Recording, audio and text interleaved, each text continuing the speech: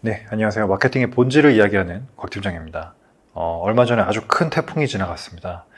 다들 비 피해가 없으셨는지 모르겠는데요. 태풍이 지나가면서 날씨도 많이 쌀쌀해지고 계절이 변해가는 것 같습니다. 2022년 1월부터 지금까지 한 해를 이렇게 쭉 돌아보면요.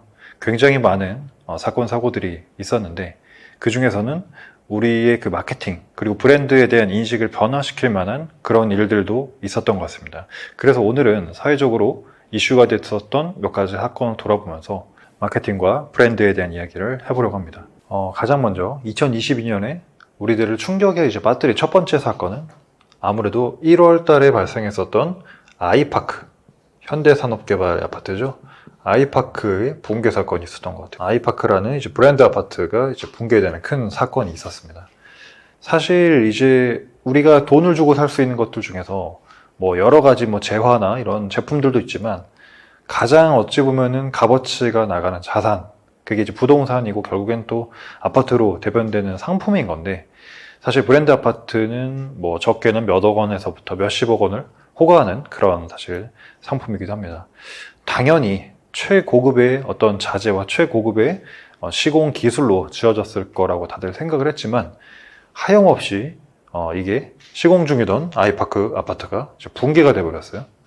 그러면서 사실은 굉장히 많은 충격과 피해를 입힌 그런 사건이라고 할 수 있겠는데 우리가 이때가 1월이었는데 1월 들어서자마자 이런 사건이 있으면서 브랜드 아파트라고 해서 굉장히 튼튼하고 품질이 좋고 굉장히 퀄리티가 높을 거라고 생각했는데 그렇지 않았다라는 거죠.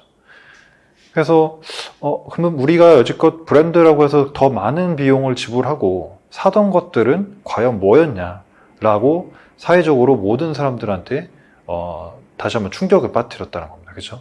그래서 1월 달이 되자마자 사실은 이런 안타까운 사건이 있으면서 사회적으로 이 브랜드 아파트도 이거 별거 없잖아. 이런 인식을 남겼던 하나의 단초가 됐던 사건이라는 생각이 들었고요. 자, 그리고 같은 1월에 또 다른 어떤 사건이 있었냐면 조금 다른 분야이긴 합니다만 인플루언서의 짝퉁 명품 논란이다. 인플루언서의 프리지 땡 유튜버가 있죠.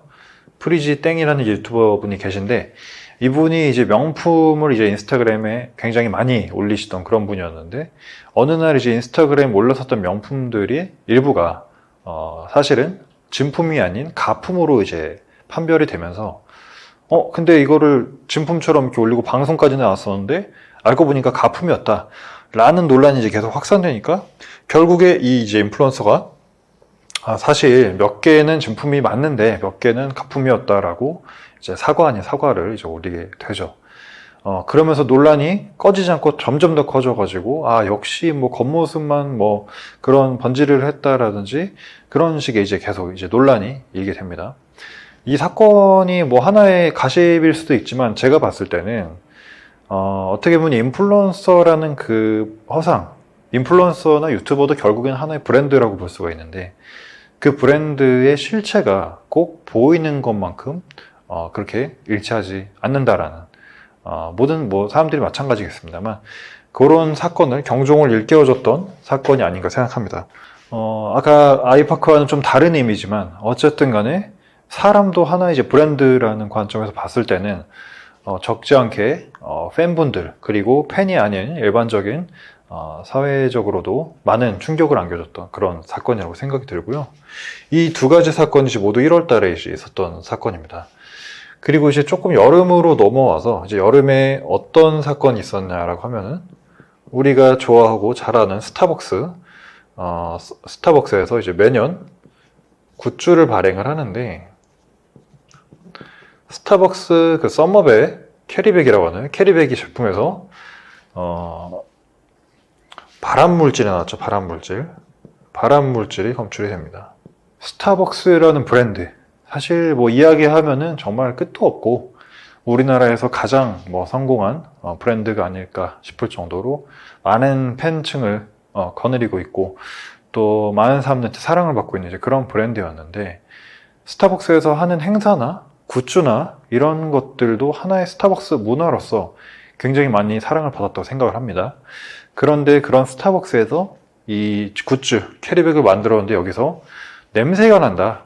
이상한 냄새가 난다라고 해서 계속해서 그런 것들이 이제 언론에 이슈화가 되고 결국 처음에는 이제 스타벅스 쪽에서 부인을 했어요. 제조 공정상의 냄새가 날 수 있습니다라고 얘기를 했지만 나중에 그런 논란이 불거져서 이제 검사를 해보니까 발암 물질이 검출되었다라고 결론이 내려졌고 전량 이제 회수를 하는 그런 사태. 하지만 이미 많은 사람들의 손에 들어가서 실제 이렇게 접촉이 되고 또 환불을 해준다라고 했지만 또 환불 규정도 명확하게 보상해 주는 게 아니라 좀 애매하게 조건을 제시를 했었던 것 같아요.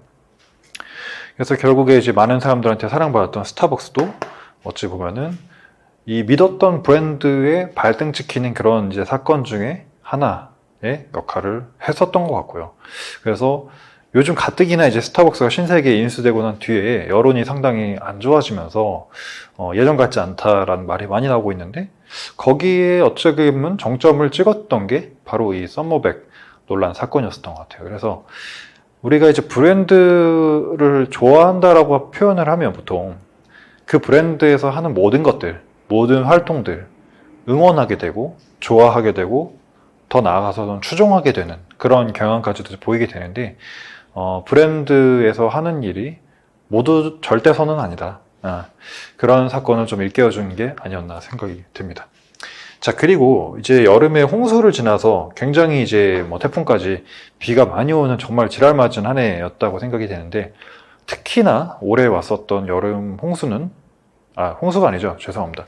여름 장마는 처음에는 장마가 마른 장마로 일찍 끝났다라고 했어요. 한 6월 말 정도에 끝났다고 했는데 그러다 갑자기 이제 2차 장마가 다시 한번 오면서 굉장히 많은 비 피해가 났지 않습니까? 그때 이제 우리가 느꼈었던 게 또 뭐가 있죠? 이 브랜드 아파트, 다시 또 나오는데 브랜드 아파트의 시공하자, 침수. 앞에서 이제 1월 달에는 아이파크가 붕괴되는 사건이었던, 이때는 사람들이 사는 아파트는 아니었습니다. 근데 실제 이 여름 홍수 장마 때는 이 브랜드 아파트의 시공하자 침수 사건이 발생하게 됐다라는 겁니다. 그래서 실제로 현대 힐스테이트라든지 여러 가지 많은 브랜드들에서 사실 주차장 침수가 되었다라는 이런 영상도 사실 많이 올라왔었고 아직도 이제 복구 중인 아파트도 있다라고 제가 알고 있는데 우리가 마찬가지로 또 이 브랜드 아파트에 대한 가지는 환상이 최소한 우리의 어떤 안전을 지켜주지 않을까.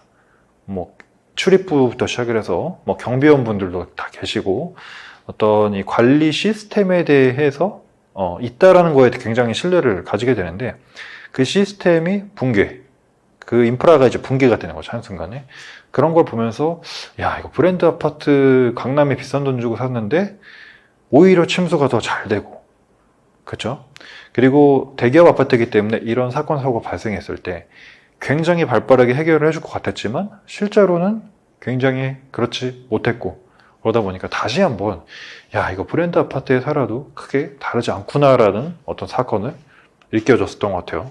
그리고 중요한 사건을 또 하나 빼먹었는데 우리가 여름 시즌에서 가을로 넘어가면서 사실은 그 작곡가 표절 이슈도 있었잖아요. 그래서 유희열 작곡가가 굉장히 많은 곡들의 표절 논란이 일면서 사실은 다른 작곡가들의 곡도 사실은 표절이다. 이런 논란이 굉장히 떠오르기도 했었죠. 요거를 깜빡해가지고 추가 촬영을 하는데 이런 작곡가들의 어떤 이슈 또한 마찬가지로 우리가 믿었었던 어떤 유희열이라는 브랜드, 정말 이 작곡가만큼은 굉장히 천재성이고 독창적이다라고 생각을 했지만 그 역시도 표절이었다라는 걸 통해서 브랜드에 대한 기대를 조금 저버리게 만들었다라고 할 수 있을 것 같고요. 그래서 이런 이 네 가지 사건을 제가 이제 2020년 1월부터 9월까지 쭉 이렇게 지켜보면서 저뿐만 아니라 많은 분들께서 이제 느꼈을 거라고 생각을 하는 거는 결국에 우리가 바라보는 브랜드란 그 브랜드를 구성하고 있는 실체적인 어떤 요소도 사실 중요하지만 사실은 잠재적인 고객, 소비자가 가지고 있는 기대감과 환상이 만들어낸 게 사실은 브랜드 아닌가라는 생각이 좀 들었고요. 우리가 브랜드 하면 굉장히 완벽할 것이다 라는 사실은 착각이 있었지만 실체를 들여다보고 나니까 브랜드란 그렇게 완벽한 것은 아니었다라는 거죠. 예를 들어서 우리가 지금도 피해를 보고 있지만 코로나 같은 경우에도 코로나 시국 이전에는 사실 선진국에 대한 이미지가 굉장히 명확했어요. 뭐 유럽, 서구권, 미국 이런 쪽을 주로 이제 선진국이라고 불렀고 그 외의 지역 국가들을 이제 비선진 국가로 인식을 했었는데 실제 코로나가 터지고 어땠습니까? 우리나라에서도 굉장히 대응을 잘했었고 반면에 선진국이라고 우리가 생각했던 나라에서는 질서가 문란해지고 뭐 사재기 약탈이 뭐 시행되고 사실 이런 것들을 보면서 코로나를 기점으로 선진국과 후진국을 바라보는 관점도 많이 변했다라고 생각을 하는데 그 역시도 브랜드를 바라보는 관점에 변화가 있었다라고 생각을 합니다. 그래서 올 한 해 아직 진행 중이긴 합니다만 이런 주요 사건들을 통해서 사람들은 이제 더 이상 브랜드라고 해서 브랜드를 우상화하지는 않는다라고 저는 생각을 하고요. 이제 브랜드 그 자체보다는 그 브랜드에 내실이 있는가, 그리고 그 브랜드의 정신이 무엇인가, 이런 것들을 조금 더 눈여겨본다라고 생각을 합니다. 그래서 우리가 마케팅을 할 때 브랜드가 유명한가? 브랜드가 유명하지 않은가가 예전에는 굉장히 중요한 척도였다면 점점 이제 스몰 브랜드가 치고 올라오고 기존 브랜드에 대한 권력이 붕괴가 되면서 브랜드에 대한 어떻게 보면 춘추전국 시대 아닌가 이런 생각도 들어요. 과거에 우리가 미디어 권력이 붕괴될 때 뭐 이런 매스미디어가 꽉 잡고 있던 신문이나 뭐 방송사 이런 언론사의 권력 영향력이 굉장히 컸지만 지금은 이제 10년 전부터 유튜브가 나오면서 개인 미디어의 영향력이 매스미디어를 압도할 만큼 커지기도 하고요. 그런 현상이 있었는데 어찌 보면은 우리가 선택하는 브랜드라는 개념 자체도 기존 권력이 와해가 되면서 조금 더 많은 브랜드들이 선택받을 수 있는 그런 환경으로 접어들고 있지 않나 생각을 해봤습니다. 네, 그래서 오늘은 우리가 믿었던 브랜드의 몰락이라는 주제로 2022년 1월부터 지금까지 벌어진 우리나라 사회적 사건들을 통해서 마케팅 그리고 브랜드에 대한 이야기를 다뤄봤습니다. 오늘 영상은 여기까지고요. 전 다음 영상으로 다시 돌아오도록 하겠습니다.